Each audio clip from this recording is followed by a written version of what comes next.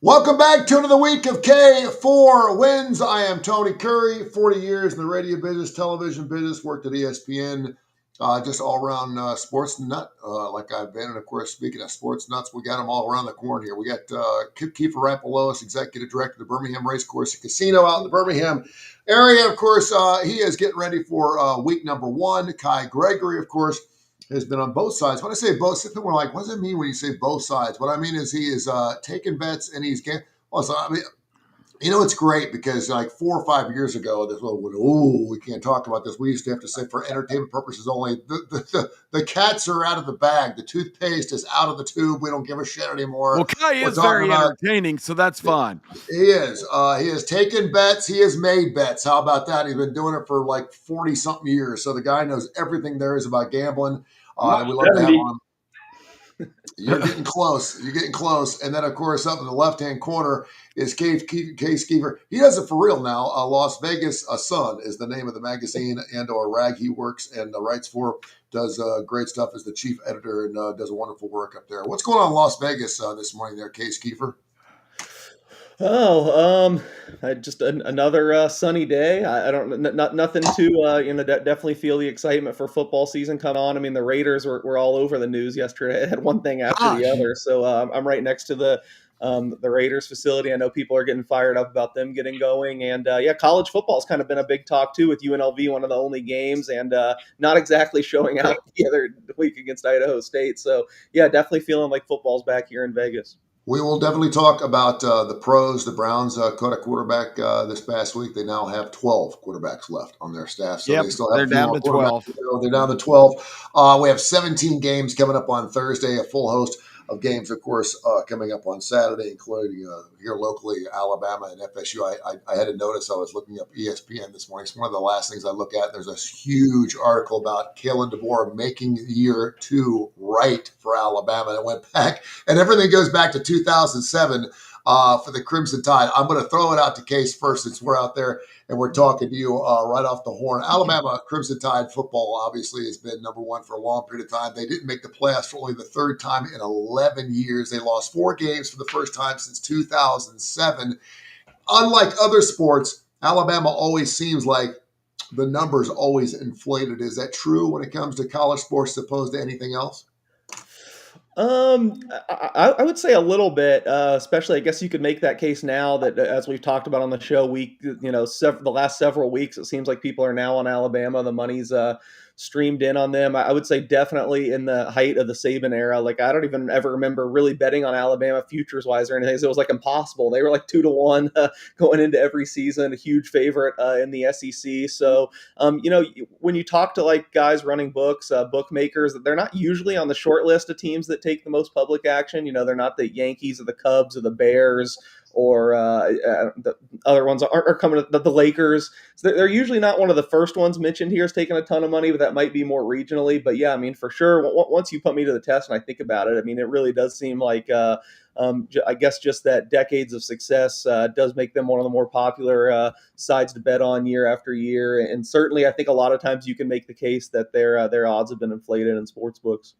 I know we got super excited this past week. It was week zero. I hate the fact they call it week zero, but what were the sports books like this past Saturday? We got so excited. And of course, the Dublin game, I guess, was somewhat exciting. We were on the right side. We had the under, of course, a knee at the end of the ball game saved us there. K-State didn't really show up. But what were your thoughts on the week zero out there in Vegas in the sports books?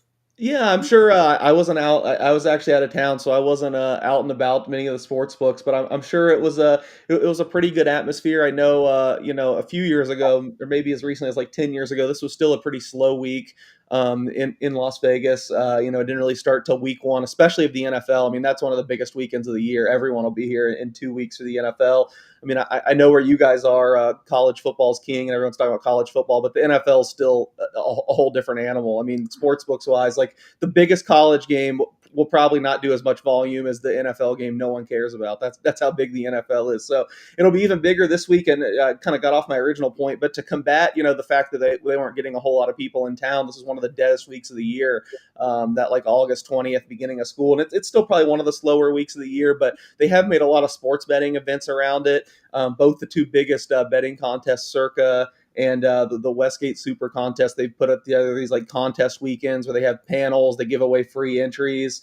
They try to fly out different media people from across the country to do shows there. So, but I think both of those were last weekend. So that just shows you two of the resorts that are pushing their sports betting products the most. They try to find a way to get more people on hand for the first week of football. And like I said, I can't say I was there first week. I kind of bucked the trend and actually went out of town. But I think that's one way where this week 0 has gotten bigger by flying more people in town for other football related stuff.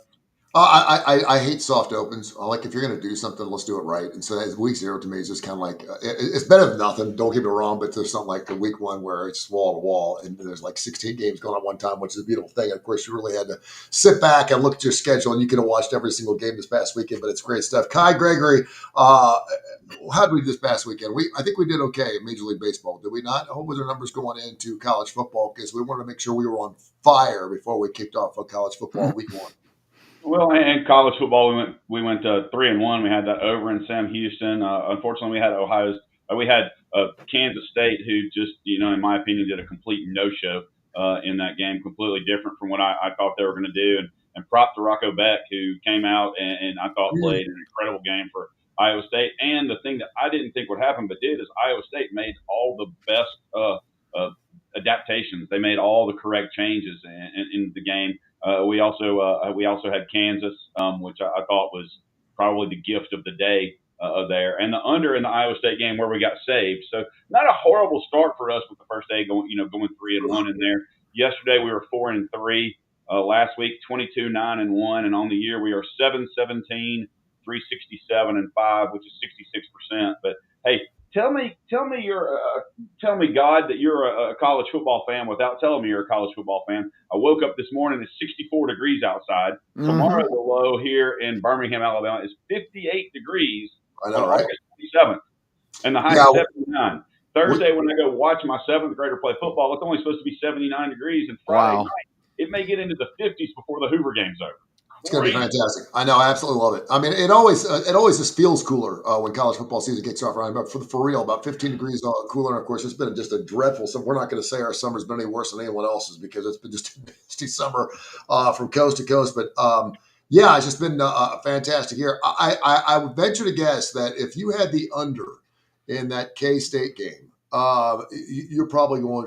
If you had the over in that game, that's one of those games where you don't ever want to start the season with a really bad beat.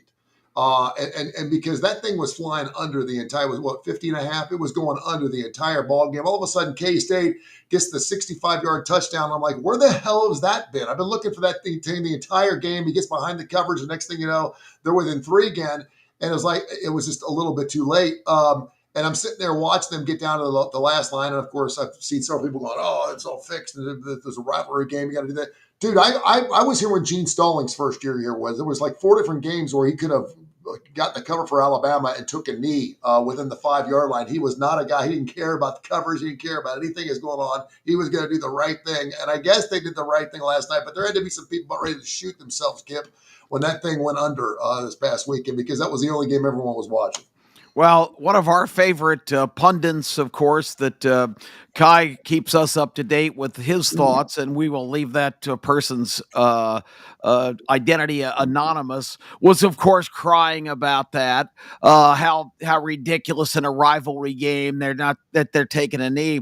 But if he was on the other side and they'd punched it in, that same guy would be writing how Bush League it is and how, unsportsmanlike. I mean, it just comes down to what side you're on is how your opinion goes.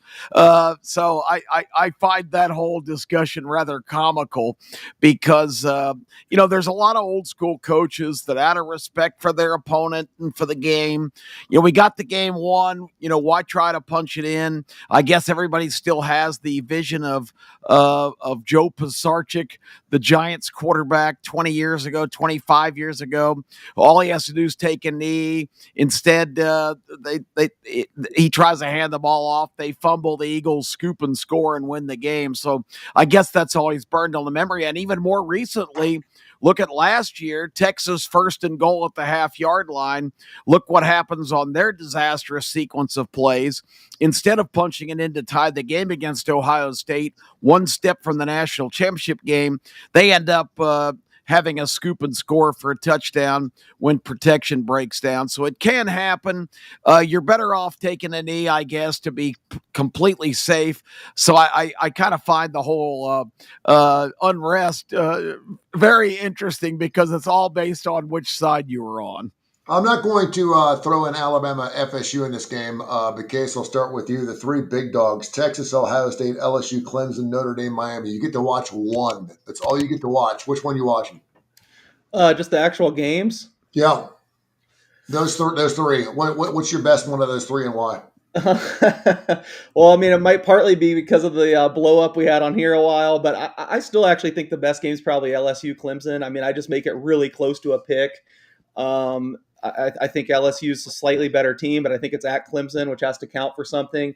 The other one actually that came, Ohio State, Texas, I get, I mean, the whole 1 versus 2, how much it means to everything. But I kind of agree, and I've heard a lot of people say this, so it's not really an original thought, but I kind of agree that the stakes don't really feel the same, just because whoever loses is still almost surely going to make the playoff if they play halfway up to their potential. So I feel like Texas, Ohio State, it takes a little bit of a backseat to me to, the two I was considering out of those would have been the LSU game. Let me back up a little bit because, you brought up a great point. We got 12 teams in the playoff. Chances are we'll have 16 next year. I remember that FSU Miami game every single year at the beginning of the year, man. If you lost the game, you were done. I mean, you had an outside shot maybe, and if you won that game, you had the inside track to make the playoffs. And now you're talking about Texas and Ohio State. There's no doubt that both these teams have a wonderful shot at making the playoffs despite what happens in this football game. So why is this game so important? Yeah, I just think it's the aura of 1 versus 2. It's something we've talked about a lot too. The Arch Manning mania. I think everyone can't wait to see what this kid is capable of. I mean, there's always a little bit extra when you're the defending national champion. And Ohio State's turned around. I mean, they've turned over their roster as much as any national champion because they bought so many of those players last year and brought them in. They went to the NFL, so they're going to be a very new look. 2 new coordinators, obviously. So I get it from an aura standpoint, but it really does kind of take a little bit something away from it when I feel like this could be the first of 2 times they play this year. I think that's very likely if you look at how highly they rate out in both areas. So for me, it'd be LSU Clemson, but I'd be pretty close. Miami Notre Dame's really intriguing to me too. That's another one that I think is about a pick 'em. I was super high on Notre Dame earlier in the summer, and this is another thing that might knock these 2 games down. Both Ohio State and Notre Dame, all the reporting we heard all summer, everyone expected like Sayan and Carr were going to eventually be the quarterbacks. But if you read everything from camp, everything said they were outplayed by the backups, which kind of I think has made stock go down on both of them. I've heard some reports that we probably will see packages with Minchie and what's the Ohio State kid's name, Kierbaum, whatever, that they might even rotate in. They might be playing 2 quarterbacks because of how well those 2 guys played in camp. It makes you wonder, it opens all these other questions about the NIL era, where how much pressure do you feel like if, I think for sure these quarterback competitions get strung along longer, hoping to not make sure the backup doesn't leave. But it also makes you wonder when you're going to your boosters and saying, I need millions of dollars for CJ Carr or Julian Sayin to stay here. I mean, that kind of gives you a big incentive to make sure you give them the job. So, but then again, it's just camp and everything could be different. But I think stock on both those teams has fallen a little bit just with all we've heard about how much those 2 quarterbacks struggled in camp. Kip, what's one of the 3 games you're going to be watching? Which one intrigues you most? I think Case is right on Clemson LSU. I think that's the most intriguing game from a competitive standpoint. It's the battle of the Tigers, the battle of the 2 Death Valleys. There's just so many correlations. The colors are not orange and yellow, respectively. I mean, it's just an interesting game. Intersectional game that and not really intersectional. Clemson's in the South too, but that game is most intriguing to me. I think the bigger story. So if I had to just watch one, that'd be the one I'd watch to answer your question. But I'm intrigued because so many teams are breaking in new quarterbacks, and Clemson and LSU is one of the few games of the entire weekend where you've got two highly established quarterbacks, two of the most likely Heisman Trophy winners, probably Nussmeier matching up against Klubnik. Both guys have shown flashes of being big time, but I'm not completely sold that both of them are bona fide superstars. I think they've both had enough bumps in the road where I'm really interested. They've gotten so much hype. You would think that these were, guys coming back that, have all this right to be so heralded, but I still think there's question marks about both of them. But at least in that game, you've got established guys. So many of the major contending teams, Case just mentioned Ohio State and their game with Texas. I mean, Archmania is a real thing, but is Arch going to be able to back it up? I mean, this is a big stage on the road against the defending national champions for your debut. And the quarterback competition at Ohio State, I mean, how good is Julian saying? We have no idea. There's so many teams that are getting all kinds of attention that we haven't seen their quarterbacks play. Last year at this time, Florida State was ranked number 8 in the country with DJ Ungalele. He turned out to be an absolute dumpster fire, and Florida State finished 2-10. Who's going to be the Florida State of this season? Because I guarantee you there's going to be a team that we're talking about being prominent and being a contender whose quarterback is not going to work out. It's just a fact of life. And that's what fascinates me going into the first week. What are we going to be talking about on Monday? We saw the K-State Iowa State game, and I was sitting there watching it with my son, who's over there in Clemson. Obviously, they're so excited about it. He's like, I've never seen the campus as fired up as it has been over the last couple of years. So, I mean, this game is just much bigger for Clemson than it'll ever be for LSU, just because of the season they had last year and how they started the season off. What was that, 2-4? It was just not a good start for the Clemson Tigers. With that being said, though, Kai, this is going to be that Clemson -4 and was a 57.5. I think is going to be a very interesting line. When you talk about the quarterback plays, though, I fully expect like the Texas Ohio State game to be just an ugly game in the first half. We get in there, we get so excited, we want to see bombs and glasses going, everything's so crisp and so cut. And we saw that Iowa State. It takes a good half just to kind of feel each other out in the first game of the year. And I fully expect to see that, Kai, with the Texas Ohio State game. But we had two of the best teams, and I bet you they're like two of the worst teams in the first 15, 20 minutes. Well, I will not be watching the Texas Ohio State game live because I will be watching Tennessee and Syracuse, which is at the same time as Tennessee. Yes. I will record that game and watch it. But I don't know if you've seen the hashtag Arch Madness. They have coined that Arch Madness phrase, and I don't know what all they have to do to get that, but that's one. I'm still, I've said it all year, and I'm still very, very, very high on Texas, especially when I got them, +3. Still love it. I think that the LSU Clemson game, I disagree with you. I think that is way more important to LSU. Clemson can lose that game, win their conference, make the finals.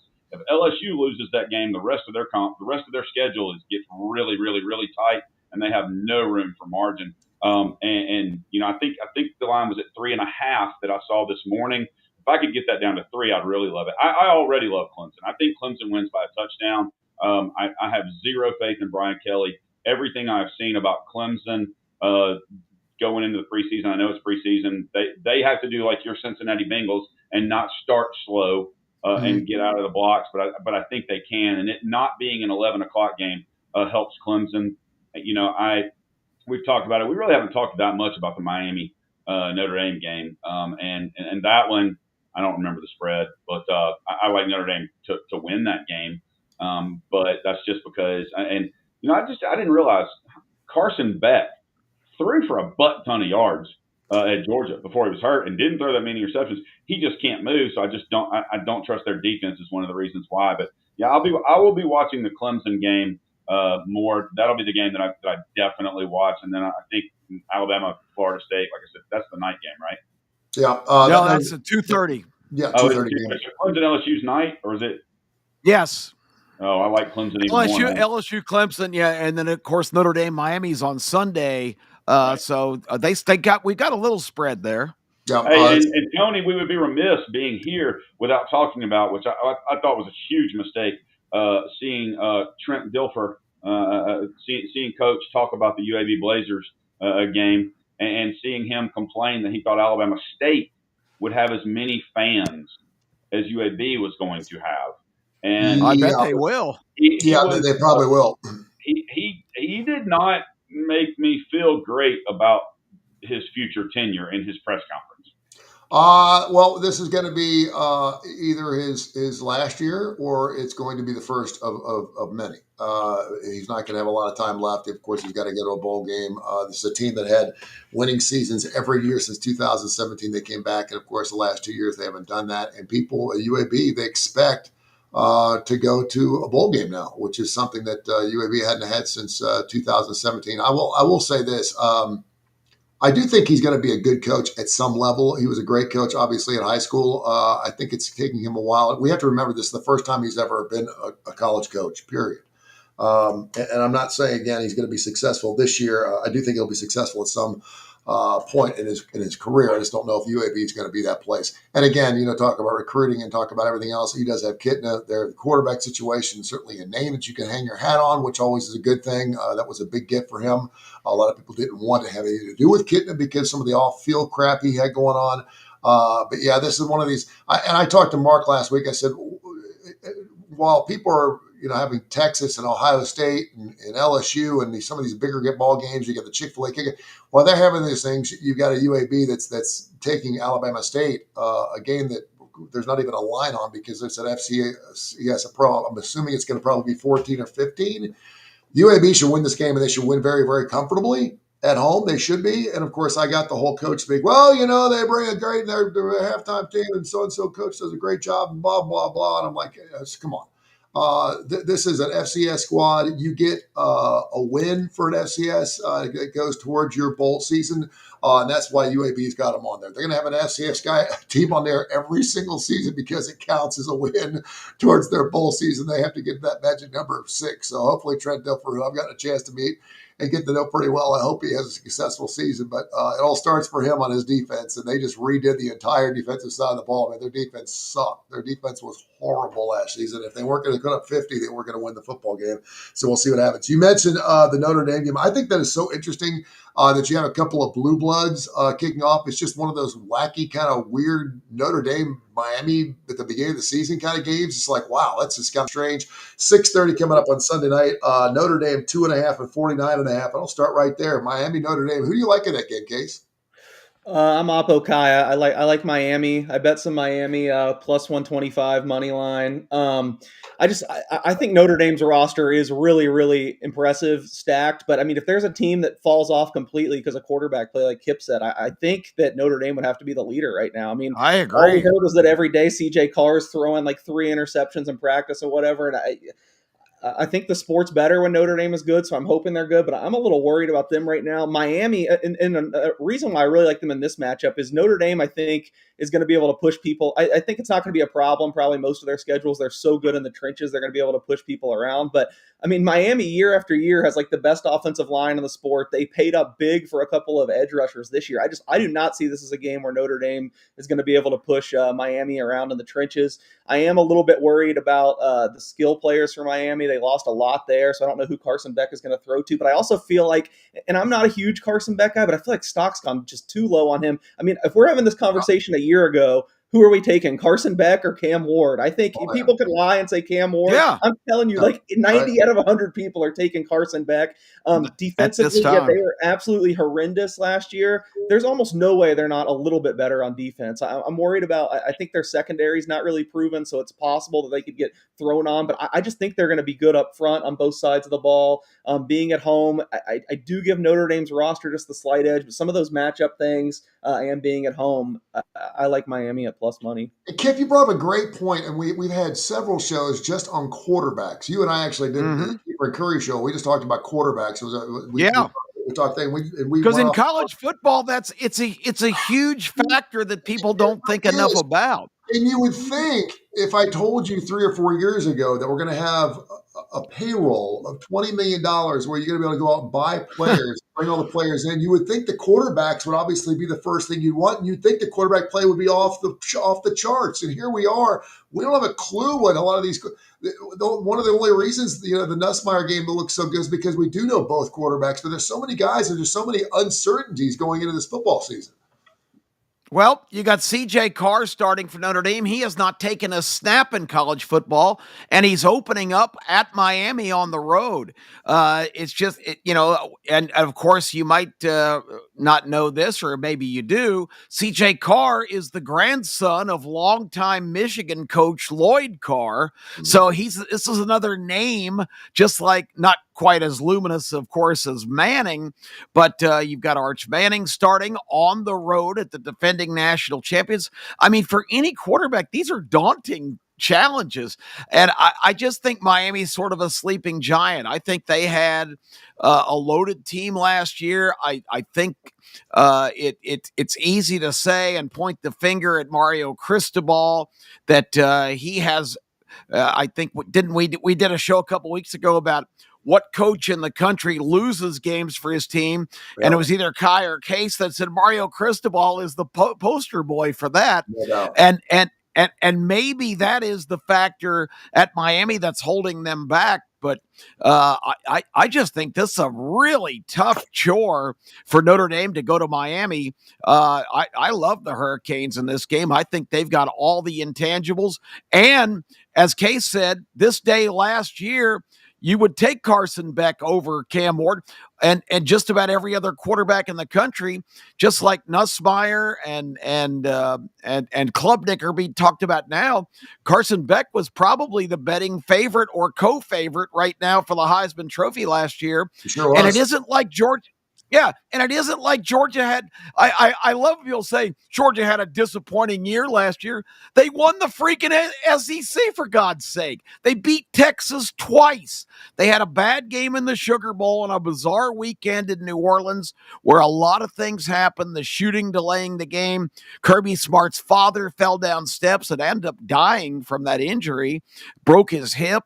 It was just one of those kind of weird things. If you watch the game, Georgia was superior on paper. Notre Dame played a great game. Georgia made stupid mistakes and kind of gift wrapped them that loss. But Georgia did not have a disastrous season with road games at Alabama, Texas, and Ole Miss. They won the SEC. And Carson Beck wasn't great. He threw a lot of interceptions, but he is an established quarterback that's played a lot of football and matching up. And I had somebody that's pretty adept a bunch of years ago said, well, it's easy for me to handicap college games. I look at who has the better quarterback. Now, I know that's very elementary, but, I don't think it's completely wrong.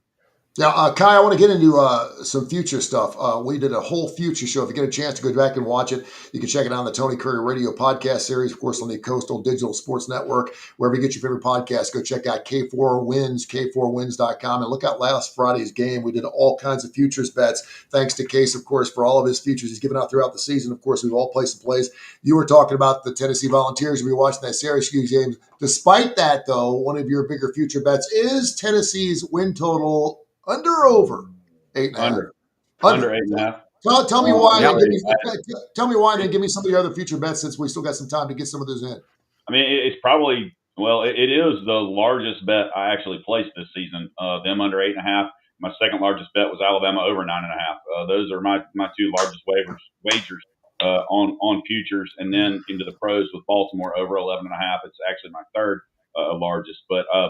Those are some that I really like. I mean, we talked a lot about it, and Case really got me onto this NC State team, which is a game that I like this coming Thursday night.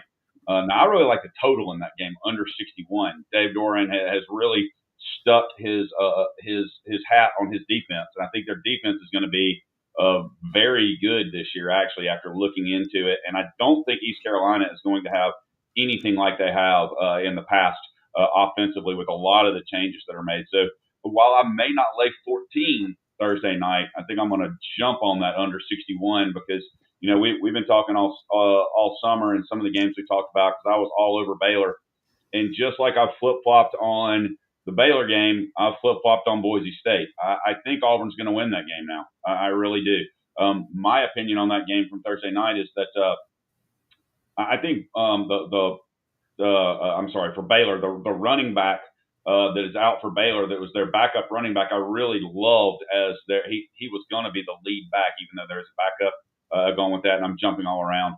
But I've been all over South Florida all freaking summer against Boise Thursday night. Now the line's down to 6 and 5.5 some places. I love Alex Gurris, but I don't know. I'm scared. I know that's not necessarily futures. That's futures from Tuesday.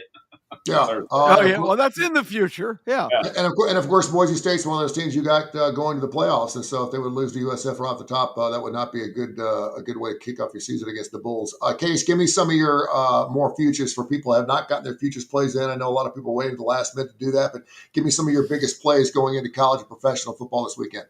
Boise State's an interesting case. I haven't actually bet anything on them. I've kind of been anti them most of the summer. God, without even playing, they've kind of gone up on my book just with how bad UNLV and Fresno State looked, who are supposed to be two of the main contenders in the Mountain West. I really want to jump in with Kai and be on South Florida here because I like South Florida's team.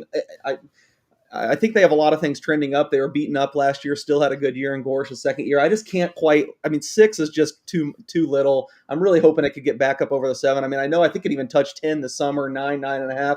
More than a touchdown, I would be on South Florida there. But it's just it's tough for me at that short of a number. Futures wise, I've been betting I kind of got it all called back up yesterday and started betting more. I know this one won't be a popular one here based on what we were saying, but since the team's on top of my head, I did end up buying on Miami quite a bit. Plus 450 to win the ACC. And just a nibble, I don't actually think this is going to happen, but if you do the math, I need like a 2% time. I bet them 50-1 to win the title as well. I feel like the path is there for them to get to the playoff, and someone from the ACC has to make it. I'm a little bit lower on Clemson, so I do like Miami quite a bit. I added 2 more guys Heisman Trophy wise. I guess just yesterday, so I can share those. I wrote about one today. It's in the my Las Vegas Sun college football column as well. And I know Kip agrees on one of them. And I finally, maybe I'm putting too much into all these reports and the training camp stuff. I feel like I've been more plugged in to it than ever before. This offseason. But, when the whole Mateer thing was happening, it was like a complete panic because everything at Oklahoma is just the guys like the prince who was promised. He's just tearing up the defense, looks unbelievable. You've seen his number move at a lot of sports books, but it still hasn't at a few others. So I went and took a nibble on John Mateer at 25-1 to win the Heisman. I think the beginning of the schedule sets up extremely well for them. Two tough games there. I think Michigan at home, Auburn at home, but they should be favored in both of those games. And then around them, they have Temple, Kent State, and Illinois State, who are just like probably the 3 of the worst teams anyone plays. That's just like on a silver platter for him to put these absolutely ridiculous numbers. Where you really, I think at this point of the Heisman Trophy, you want just ridiculous stat production, and you want the narrative around you. And I feel like he can have both because he's one of the only quarterbacks that is really a dual threat guy. I know Arch is too. And Arch, if he lives up to his potential, we're just all wasting money betting the Heisman because he lives up to what he's supposed to be. He's going to win it because of his name, because of the aura around him. But Mateer's really the only other guy I think that can, maybe Sellers, but I'm not as high on South Carolina. I think Mateer's the only guy that can really have the ground and the passing production. Oklahoma's been so bad now for the last 3 years. If they turn around, it's going to be a huge story. Oklahoma's back. And who's going to be the poster boy of it? He's going to be, even though maybe it should be Ben Arbuckle, who I think people forget also worked with Cam Ward. I just think so highly of Arbuckle. If Arbuckle wasn't there too, maybe I wouldn't be as high on Mateer. So at this current juncture, I know I bet Nussmeier 12-1, which I think is a great bet. That's my favorite bet I have in my portfolio, but that's long gone. He's like 7-1 now. I think at current odds, John Mateer at 25-1 is my favorite. The other guy I added, I know I just said I bet against this team, but if Notre Dame is as good as they can be, I think it's going to be because of the running game. And if a quarterback doesn't win it, I think it's probably going to be Jeremiah Loves. I think he's going to get just a ton of carries. a lot of places this has moved to like 20, 25 to 1, but there's one sports book here that still had 50 to 1. I just thought 50 to 1 was too high. So Jeremiah Love is the other guy I added. I think he's the best running back in college football. So Heisman wise, Jeremiah Love 50 to 1, John Mateer 25 to 1, two things I bet yesterday. And I bet basically every market now. I haven't gotten to the MAC yet, but everything else I've bet. So if there's anything specific you guys want to ask me about my feelings, I can give you the rundown. I do want to mention Alabama football again, not only because it's so polarizing. They've obviously been just an unbelievable football team since Nick Saban was there, and now all of a sudden they've got Kalen DeBoer in his second year. But I wanted to ask Kip, because we are in Birmingham, Alabama, and I know a lot of people watch us and they're like, "Why don't you talk more about Alabama? Why don't you talk more about Auburn?" I'm like, "Well, because we're a national show. We're all over the place. We certainly talk about the SEC a lot because we all believe, I think the SEC is probably one of the best conferences in college football." But the best, not probably. I can't quite listen. I've lived here for 40 years. I can't quite put my finger on, and maybe it's just because we've had Nick Saban for 17 years. I don't know, but I can't quite put my finger on this Alabama squad right now. The only thing I could say is I want to know who the leader of this football team is. And I'm not saying that Simpson is the leader. I think he should be the leader, but I don't think he's old enough. I don't think he's gotten the respect of his other fellows. When Alabama doesn't play well, they don't have leadership. And that's what I fear this year, Kip, this Alabama Crimson Tide going to year 2.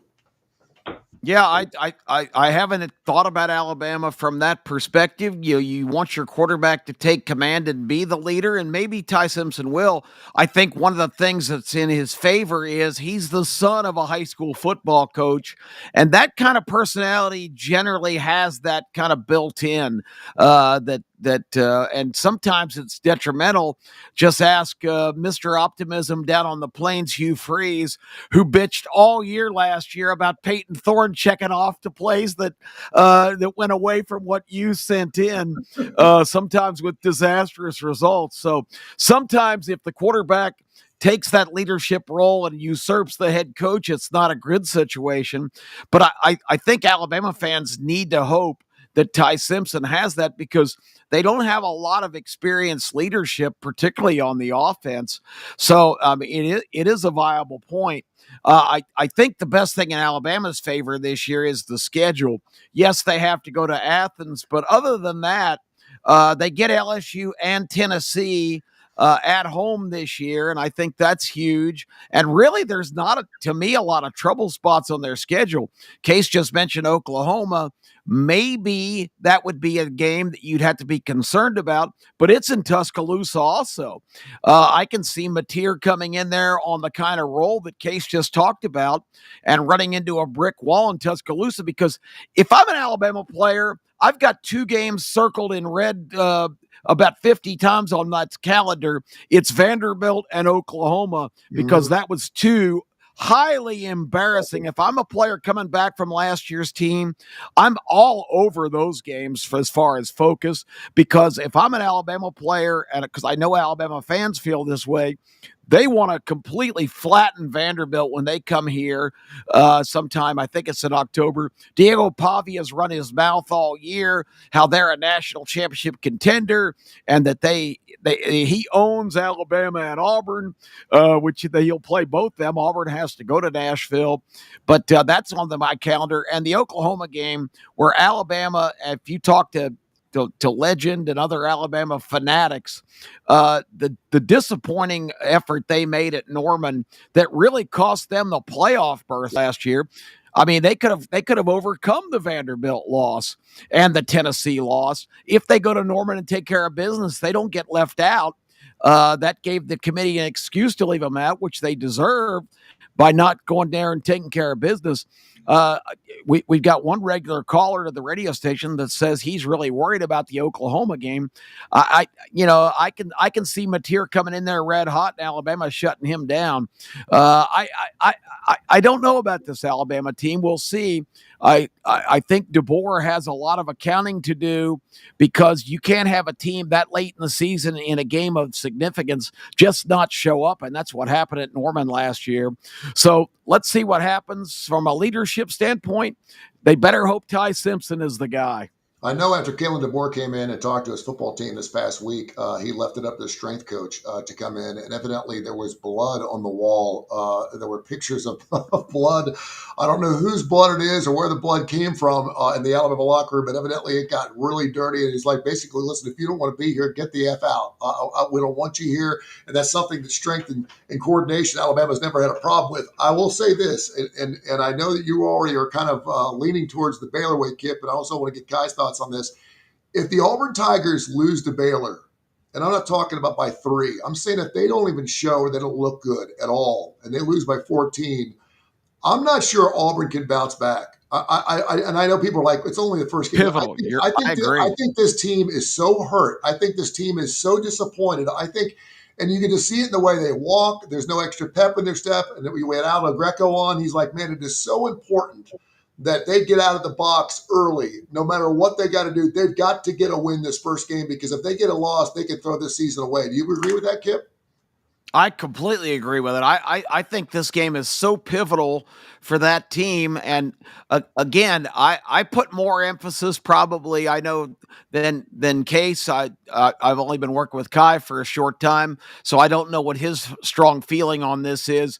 But I think playing on the road is such a huge factor. And everybody needs to remember these games this weekend, some of these key matchups, these aren't in these neutral field kickoff classic kind of games.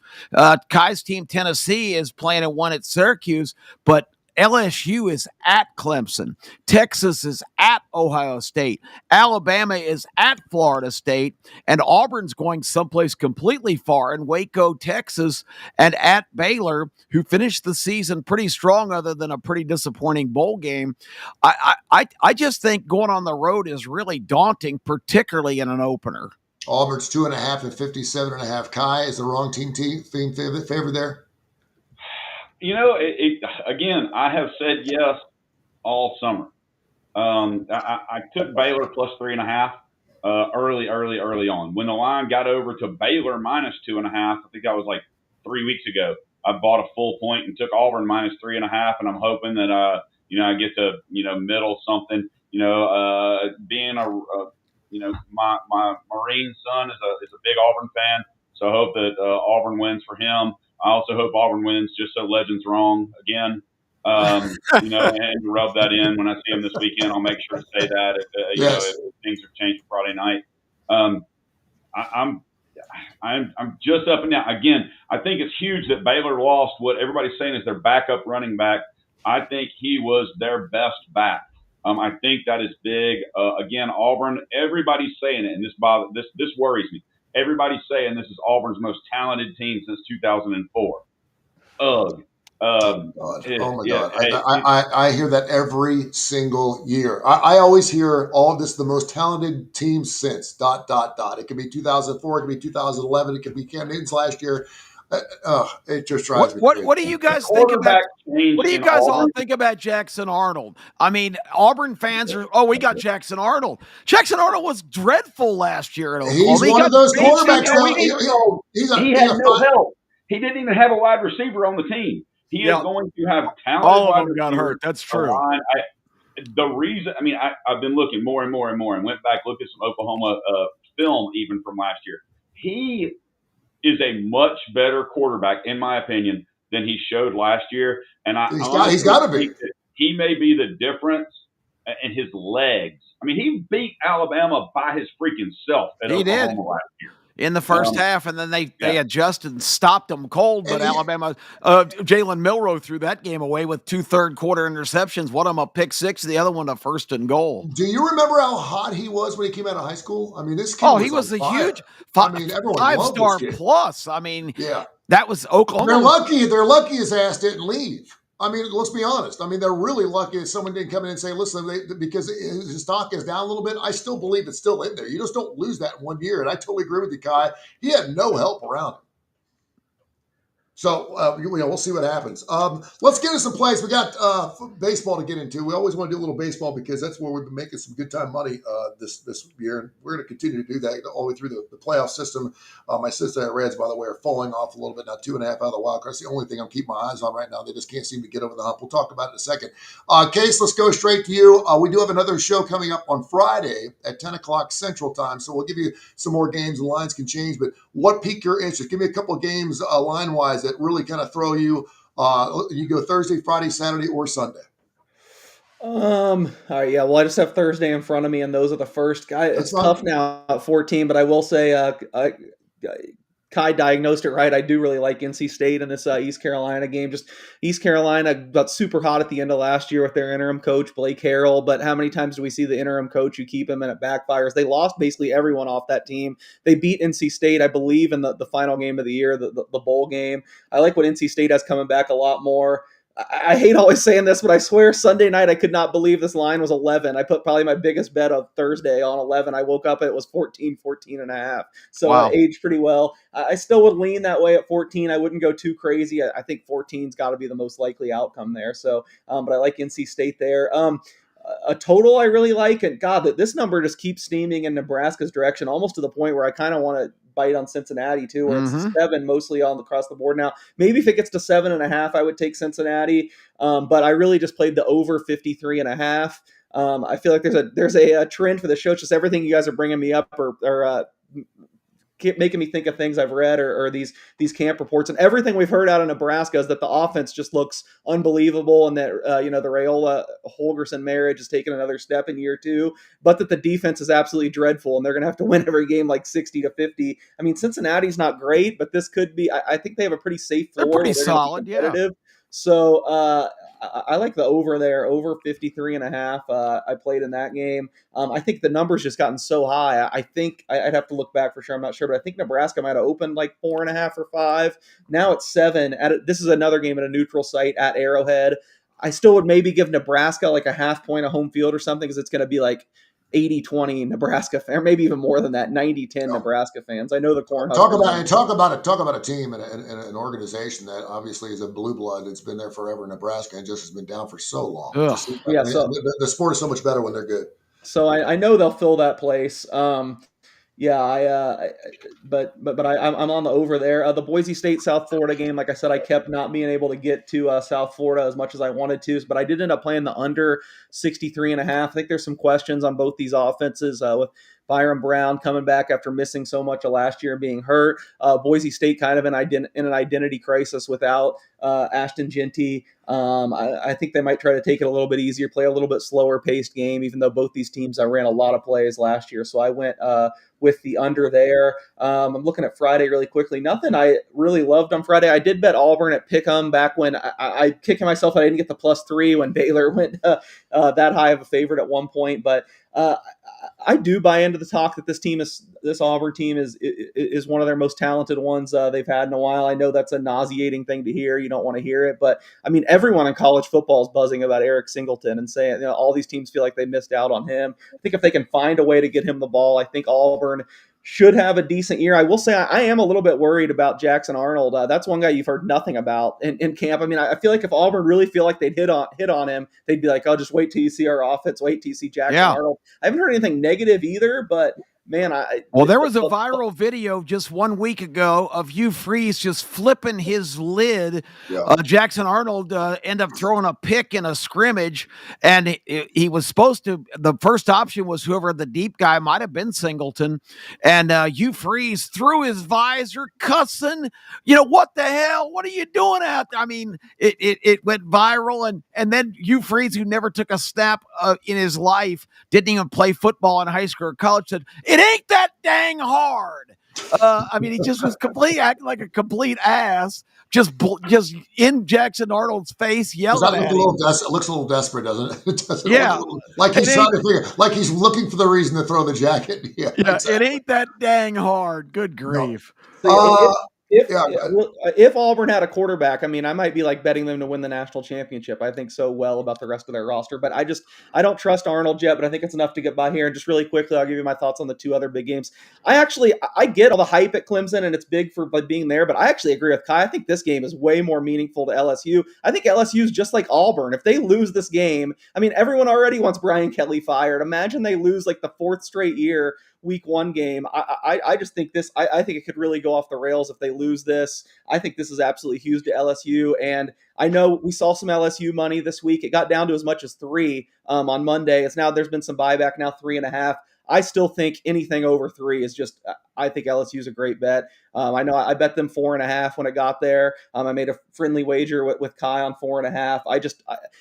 I mean, Clemson, yeah, they have a lot of guys coming back, but I just don't think the talent level is the same as this LSU team. I really like LSU as a dog, and not to try to be oppo on everything. I really wanted nothing to do with this game. I wasn't going to bet it, but another big mover we saw Monday, Ohio State got all the way to pick 'em, and I couldn't help myself. I bet some Ohio State pick 'em. I think Ohio State and Texas are really evenly matched, but it's a home game for the defending national champions. I mean, Texas, everyone's raving about them in the trenches. They've lost 2 offensive line starters in training camp. They have some questions there. I don't necessarily think they're just going to maul Texas. I mean, this is so slight, and it was a smaller bet for me. I wouldn't even lay the 2.5, but at a pick 'em in that other really big game, I did end up playing some Ohio State. You have to understand that I have to stroke a check to Clemson every 3 months, so maybe that's why I think this game is a little bit bigger on the Clemson side than it is on the LSU side. I've got a little more riding on it than you guys do. I will just say this, based off the way Clemson started the season last year, I've never seen expectations as high at Clemson, and I've been following this football team since the 80s. I've never seen a team with expectations so high than it is this year. So, I mean, if they would lose this game, it would be a heart wrencher. And they're still in play. They're still good to go, but they're really expecting to have a big win, particularly since the game is at home. Only 2 teams in Major League Baseball National League, the Phillies and the Cubs, were either 7-3 or 8-2. Every other team, Kai, in the National League with either 5-5 or 6-4 and 4-6. The National League is just blah. There's just nothing going on in the National League right now. Let's talk some Major League Baseball. Our numbers are looking really, really good. Phillies, Brewers, Dodgers still in the mix. My Cincinnati Reds, the only team. Really, that's the only race out there if you're looking from a wild card standpoint. They're 2.5 games out. When they got a half game out, I thought, man, they just get over the hump, pull me a little 4 or 5 game. I know Terry Francona is doing everything he can to get that team over the hump. They don't seem to get it. But right now, it doesn't look like there's going to be a whole lot changing between now and the end of the baseball season in either league. You agree? A little bit. I mean, I do have a Tony Curry useless facts for you in baseball, I'll ask, but just looking at the matchups today for people that are looking at it, and let me real quickly just throw out there, just in case he's listening, happy birthday to my dad, 79 years old today. Wow. Nice. 4 days ago, so they're old. I mean, they're almost as old as Kip. Ouch. All right, so looking at the matchups today, just in pitching, just with the metrics, Kansas City's supposed to beat the White Sox. Cleveland's supposed to beat Tampa Bay. The Phillies are supposed to lose. Boston's supposed to beat Baltimore. Atlanta's supposed to beat Miami. Toronto's supposed to beat Minnesota. The Angels are supposed to beat whoever the hell it is they're playing. Lefty versus lefty. Oh, that's Texas. Texas is 12-22 against lefties. The Cubs are supposed to beat San Francisco, who's 13-23 against lefties. And the Dodgers are supposed to beat your Cincinnati Reds. Anyway, one team has been eliminated from the playoffs, but we all know who that is because they suck. It's Colorado. 7 teams have a 0.1% chance to make the playoffs. I'm going to get rid of the Braves since we all knew it was the Braves. Awful. With a 0.1%. Who are the other 6 teams with a 0.1% chance to make the playoffs? White Sox got to be in play. Only because I follow them, and I got a bet with a friend of mine because we go Pittsburgh, Cincinnati straight up. I'm going to go with Pittsburgh Pirates.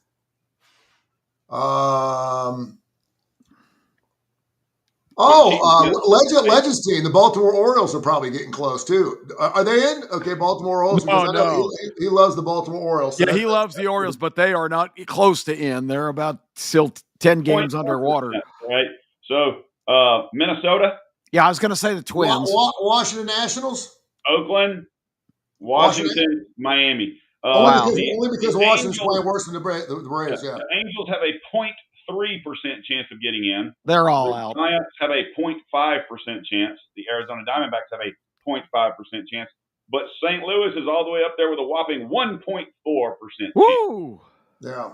And I see my Reds. I just pulled up the thing too. My Reds have got about an 8% chance too, which I don't feel really good about. But well, they got to get off the West Coast. That's killing them. Well, they got to get off the West Coast. Their schedule is absolutely brutal, and they just got Green back, who is going to be the linchpin. He's going to be the point. If they make it, it's going to be because of Green. But I don't know. I think he pitched last night, and I guess he pitched pretty well, but they still lost. Yeah. It's interesting too because this year I followed Major League Baseball. I've been following the Reds since the Big Red Machine. I just love Major League Baseball. I have not been to a game yet this year. I cannot believe I have not been to an MLB game this year. And I usually go to a Braves game or that Braves Red series, but I already missed that, and I'm not driving 2.5 hours to go watch what the Braves are putting on a baseball field right now. It's not worth it. But it does seem like it's just been a really blah since the All-Star break. I mean, I was looking for some bigger trades. I was looking for some bigger action. I was looking for some bigger long things. I haven't seen a whole lot about the long, but I'm just not hearing a lot about Major League Baseball. Maybe it's because it's the dog days of summer. It's the end of August. Everyone's just trying to get to the finish line. Am I wrong there, Case? It just feels like Major League Baseball has been a blah this year. Yeah, I think always this time of the year, it's hard to. I mean, it's just a long season, as you know. I do think the extra wild card has helped a little bit. Give some, as much as I think it randomizes who wins at the end, which I don't like. I do like that it gives us some reason to watch. And that there's all these teams that still. I mean, we've seen crazy stories like that where a team like the Cardinals or the Diamondbacks now they're like 5 and 6 games back, where one of them can make a run that you mentioned. There's just more teams in play later, so I guess it's improved in that front. But yeah, it is hard if you're grinding it every single day and paying attention. It does seem like it's never ending and so much excitement with football right now. It's a little hard to get motivated on a daily basis with it. Oh, was the useless stat the 0.1%? Was that the stat you were going to? That's pretty damn. That's pretty damn worthless. That's pretty bad. Because by the way, none of those teams are going to make the playoffs. This just in. No. Programming note. And by the way, if anyone's listening to the show and they're within, say, 200 miles of the Birmingham area, and we have a lot of people here listening to Birmingham because that's where Tony Kurre Radio resides. That's where Kip is. Case out there in Vegas. Of course, Kai's right down there at Ross Bridge. We're having a big get-together from 5 to 7 tonight. Soho Social down in beautiful Homewood, Alabama. We're going to have a kickoff to the college football season down there, something that Kiss put together. So you come down there and shake hands with the legend and all of us. I'm going to be down there. Should be a large time. Kai's going to make it down there for a little bit. Case is flying in from Las Vegas just for a couple hours. Then he's going to fly right back out, take care of his kid, go to bed. It's good that he has his own plane. Yes, it does. A big is time. Is that the place I ate at a couple times? There's some place called Social. Yeah. Oh, it's amazing. It gets my seal of approval. I loved. I liked it better than anyone else, but the food there was outstanding. Do not order the filet mignon well done. Just don't do it. Just get medium. Just get the medium rare. Because if you get it well done, you're going to go, why is it so tough? I was like, because you fried the hell out of it. Leave it alone. Let it move a little bit. Kai's favorite guy. Don't allow him to ever buy a $47 steak again, or let you buy him. Legend sent his filet mignon back 3 times because it was undercooked. So ever be allowed to order steak if they order it well done or anything else? They should be stuck ordering off his menu. So he gets the chicken fingers and fries. When they asked him, "How do you like that cooked?" He said, "Yes." Yeah. He said yes. And they're like, "No, how do you like it?" He goes, "Yes, I do want it cooked." Oh wow. Okay. So make sure you check that out. We got that going on. And then something else we're doing super cool, and I know Kippy put this together. I love this. We used to do this with stocks. When I did the morning show with Al and Jay, you would get a $50,000 portfolio, if you will, of stocks. You could buy stocks. At the end of the year, we were going to see who had the most money. This year, we're getting $150 a week. And a week, $150 a week. Thank goodness, because I can blow through that one game. And you get to pick 3 teams, 1 team, parlay, whatever you want to do. And we'll see who's got the most money. So we're going to put our money where our mouth is in college football this year. And is that going to go for pro too? We can do pro picks, I'm assuming? Yeah. Once the NFL kicks off, you've got your $150. You can use it on your bankroll for a 3-game parlay, 3 single bets, just 2 single bets, 1, just put it on somebody's nose. You can do any of those combinations. All right, that should be a lot of fun. You can watch it on ABC 3340. The starting lineup bankroll competition. You don't have to go Roku. You don't have to go any of those weird internet things. Just go to terrestrial, good old television, one of the big four, ABC 3340, 10:30, 11 o'clock. And, of course, that will butt up right up against that Syracuse, Tennessee game. That's right. Followed by Alabama at Florida State. And at night on ABC, Clemson and LSU. My TV will not change channels. My TV will not change channels. And by the way, I've got this giant black line that goes right down the middle of my TV screen. It's been on there since Christmas last year. Oh, geez. I know. My son's like, I'm never coming home again until you get that damn TV replaced. And I'm like, I've gotten so used to seeing this line that it doesn't even bother me anymore. And the old man is like, oh, that's right, the wheel falls off. It's still on. I can still see people on the TV. He's like, get rid of that damn TV. And now you can get like an 85-inch TV for $37. I'm like, you know what? I may go ahead and make the investment just in time to watch the starting lineup and all the three of these ball games on ABC 3340 this weekend. It's going to be a great weekend. Yeah, one final thought on tonight's event at Soho Social. We're going to be doing this throughout the year at the various Soho properties and at the Birmingham Racecourse Casino. And if you ever wanted to have your moment on television, here's your chance. The camera will be rolling at every one of these. We're going to get contestants to challenge Case Kiefer. They're going to give their best bets of the week. And Case is going to declare once he hears the picks from John Q. Public if he's going to book it or bet it. So that'll be a lot of fun. That's going to be a blast. So hopefully we'll see you later on tonight, Soho Social there in Homewood. We'll give you updated throughout the football season where we're going to be and how we're going to do it. Yeah, this is not one of those Wayne's World things where it's like, okay, when's the show on at 3 o'clock in the morning? No, it's 10:30 right before kickoff. 11 o'clock. It's an awesome spot. Something you landed a couple of years ago. We'll never let it go. So check us out. Of course, we had James Spann on the show last week, who was just fantastic. James is a beast. I think he named 47. I think I counted 47 Alabama towns without repeating one at one point. He's like, I can go all day for this. And I said, I can sit there and watch you all day. He, of course, a part of the Alabama Weather Network, brand new. He's in cahoots with Bill Hardikoff.